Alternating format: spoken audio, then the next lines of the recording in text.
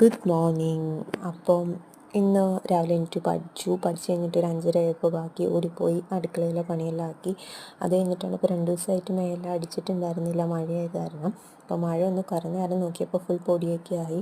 അപ്പോൾ അതൊക്കെ ഒന്ന് അടിച്ചു. അതിൻ്റെ ഇടയിൽ ഇങ്ങനെ പൂത്തൊരു പൂവൊക്കെ നോക്കി, അത് കണ്ടപ്പോൾ ഒരു സന്തോഷമായി. പിന്നെ നോക്കി ഇങ്ങനെ വെള്ളമെല്ലാം ചാറ്റിലെല്ലാം അടിച്ചിട്ട് ഫുള്ള് മണ്ണായിട്ടുണ്ട്. അപ്പോൾ അതൊക്കെ ഒന്ന് അടിച്ചു വാരണം. പിന്നെ കാറ്റത്ത് കുറേ ചട്ടിയെല്ലാം താഴെ വീണിട്ടുണ്ടായിരുന്നു. അപ്പം ആ മണ്ണും ആ കാര്യങ്ങളൊക്കെ മാറ്റണമായിരുന്നു.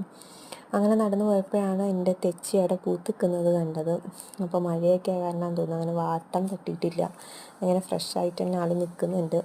പിന്നെ ഇങ്ങനെ നോക്കി, അപ്പം അതിൻ്റെ ഇടയിലാണ് എൻ്റെ രമ്പയില കണ്ടത്. രമ്പയില എന്ന് പറഞ്ഞു കഴിഞ്ഞാൽ ഈ ബിരിയാണിയിലിടുന്ന ഇലയാണ്. ടേസ്റ്റൊക്കെ ഫ്ലേവറിനും നല്ല മണമായിരിക്കും.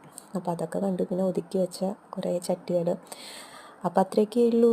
Thank you.